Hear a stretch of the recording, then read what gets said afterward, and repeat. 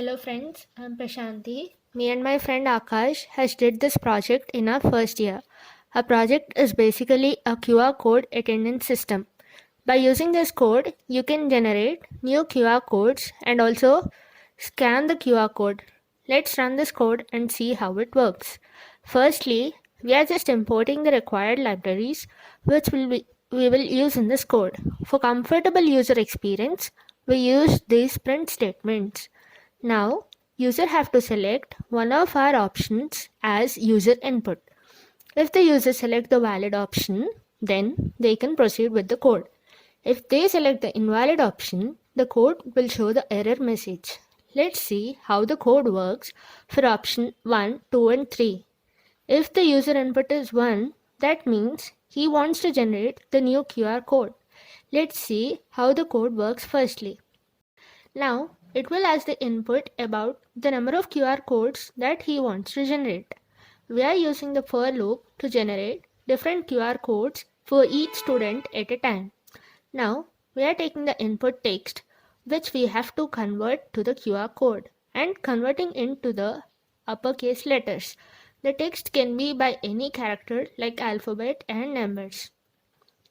And now we are creating the QR code for the input by using the library called pyqr-code and saving it in the image format by using the PNG library. As the user requirement is completed, the QR will be generated successfully. Let's see how the QR gets generated. Here we have to select an option among the three. So here we are selecting number 1. Which means to generate a QR for the new student. Now it's asking for number of students which we have to generate the new QR code. For example, we have given 2. Now it is asking for respective student roll number. Let's enter it as AB1 and CD2. As you can observe in the left corner, we observe the respective QR codes for AB1 and CD2 are generated.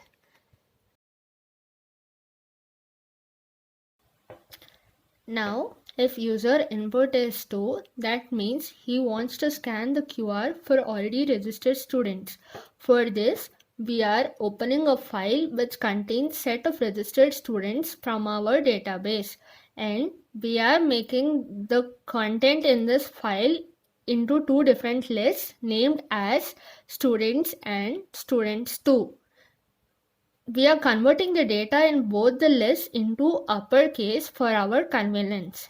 Next, we have used the library called cv2.videoCapture to capture the video. Next, we have used the library called cv2.QRCodeDetector to detect the QR code. Next, we have opened an empty file from our database and appended a dotted line to obtain a separation for every iteration. Next, we have used the while loop, which is an infinite loop and breaks only when the break statement is given. In the while loop, we have written cap.read to read the capture.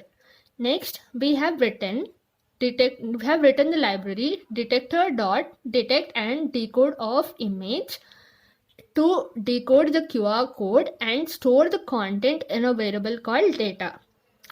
If the data is present in our first list named as student, we print the data as present.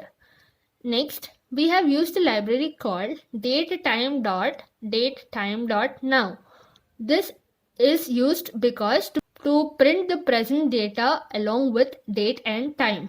Next, we have used now.strftime, which means to specify the format of date and time. And then append all this present data to our empty file, then close it. Now we are removing the data from our first list called students. There is a next case where the same student scans his QR again. Then the student not in the first list. So we will display the student as already present. Next, we have used cv2.imshow to name the scanning interface. we have used to show your QR as the name, but you can use whatever you like. Next, we have written the break statement. So to break the above while loop, you need to press Q. As the while loop is break now, we will print the total number of students and the number of students present and number of students absent, along with the list of students who are absent. Now we are using the for loop to store the absentees data along with date and time in our database. Next, we are closing the file. Now let us see how it works. Now it is asking us to select a number among the three options. So as we have to scan the QR from the registered student, we will select option 2.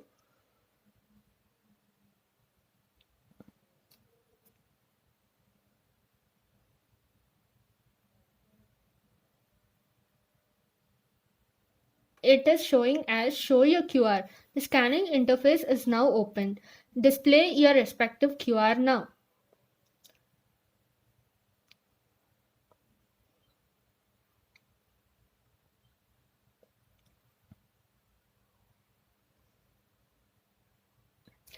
As you can see now, the number 115, first time it displays as the number is present. As the same QR is scanned multiple times, it is now displaying as already present. Let us now break the while loop by pressing Q.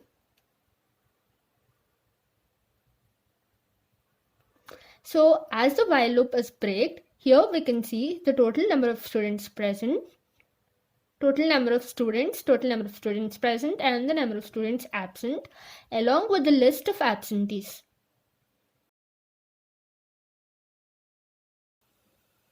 Now, if user input is 3, which means they want to open an URL from the existing QR. As we used in the above case, we use the same libraries to detect and to capture the QR code. Here also, we are using the while loop as it is an infinite loop and it breaks only near the break statement.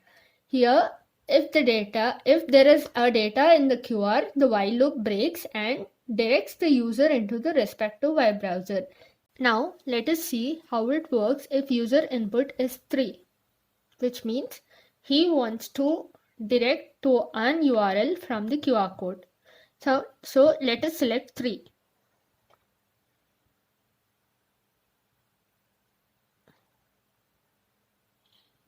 As you see again, the scanning interface is now open. Please display your QR.